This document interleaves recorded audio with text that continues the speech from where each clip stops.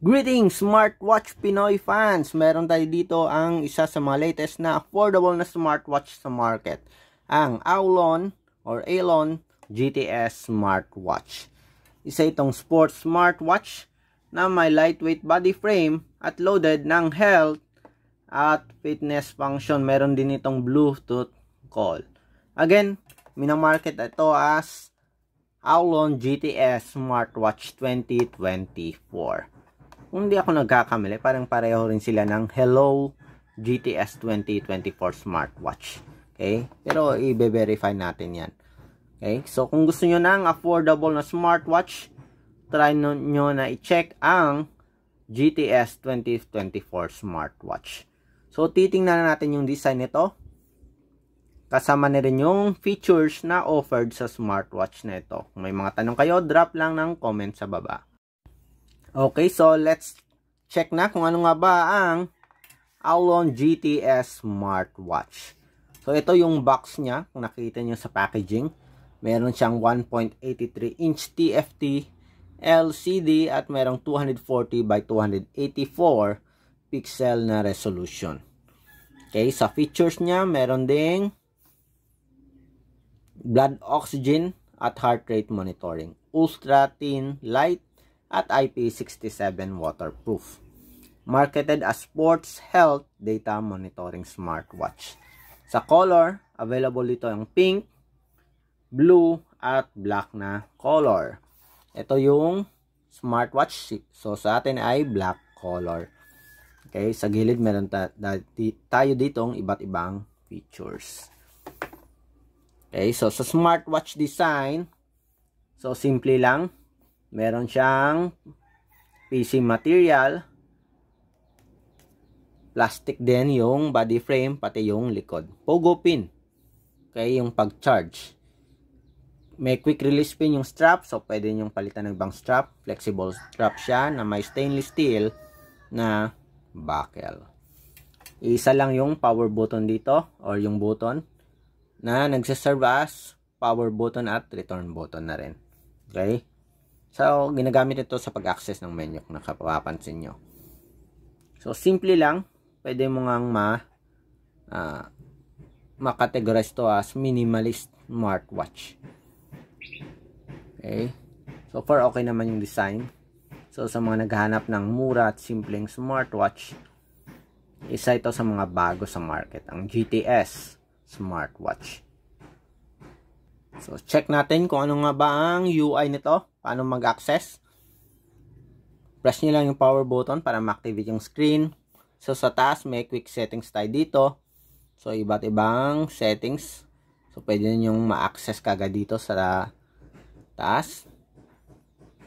Sa baba, meron tayong notifications, push notifications. Sa kabila, meron tayong split screen. So, ma-access nyo dito ang mga recently access na app. Okay, lalabas dito sa split screen. Sa kabila, meron tayong iba't ibang function. So, pwede kayong mag-add ng component nyo. So, yun, nagdagdag na nga tayo kanina. Meron tayo dito ang calculator, Bluetooth photo control, meron tayong heart rate, at ito, Bluetooth call. So, sa pag-access ng menus, i-press nyo lang yung power button. Ayun. So, iba't ibang menus dito na naka-categorize na kaagad. So, explore natin. So, meron tayong steps dito. Step monitoring. So, monitor niya yung steps, calories, at heart rate. Pati na rin yung distance. Again, ito yung activity, automatic activity monitoring. At ito naman, activity, ito yung mga sports function na included sa smartwatch. So, iba't ibang kategory. May athletics, may bike, may dance. Di ko lang alam ano to. Challenge. Challenge. Fitness, gymnastic, martial arts. May team sports, winter sports, at yoga. So, tingnan natin. For example, sa bikes natin, so, meron tayong cycling, indoor cycling, motocross, at mountain biking. Sa fitness naman, ayun, sa mga mahilig mag-gym, pwede to. May deadlift, may dumbbell, at iba pa. May gymnastic din, may martial arts, boxing, fencing, jiu-jitsu, karate, martial arts, at taekwondo. Meron din. Meron ding activity record, message notifications, so may support sa app at SMS. Merong Bluetooth call function, contact person, dial pad, meron din. Tingnan natin, so hindi mo ma-access to hanggat hindi siguro nakakonect. May call history at call reset. Meron tayong ditong voice assistant. Nag-work to sa Siri at sa Hey Google sa Android. May menstrual cycle din, breath training kasama na rin, may sleep monitoring, music player, at merong games din. Yung games natin 2048. Balik tayo. Quit. At merong racing game din. Okay, at least 2 games yung loaded sa smartwatch nito. Merong utilities. Ano nga bang kasama sa utilities natin?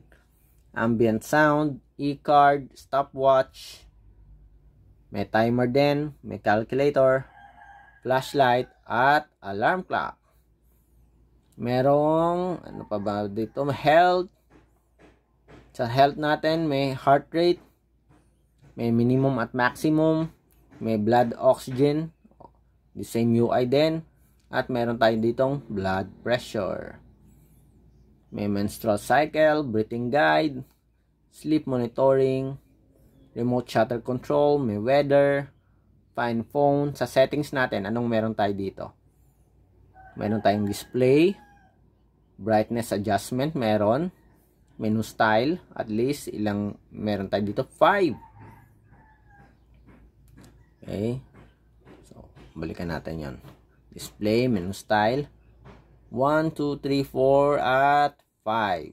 Yung kagandahan dito, may alam mo na kagad yung display, yung type of menu. Meron tayong list, may bubble type, meron tayong grid, at meron tayong rotating menu or circular menu dito. Dalawang klase. Merong, ano pa ba meron tayo dito? Merong vibration intensity, do not disturb mode, meron din. Media audio, low power mode. Pwede nyo iset to pag medyo malapit ng malaubat yung smartwatch nyo. May security din, password. Sa system natin may restart, shutdown, at restore factory. May language support din. Tingnan natin dito, may Tagalog ba or Filipino? Uy, wala tayong ganun. Okay, anyways, okay lang. At iba pang function dito. Iba't ibang function pa. Sa watch face natin, tingnan natin. So, loaded ito ng at least 5 watch faces. Yan. So, simple lang yung smartwatch. Pero loaded ito ng health, fitness, at meron ding Bluetooth call. Ito ang ating Aulon GTS 2024 smartwatch. Okay, marketed din to as GTS Smartwatch 2024 version. So, kung may mga tanong kayo sa smartwatch nito, drop lang ng comment sa baba. Bye!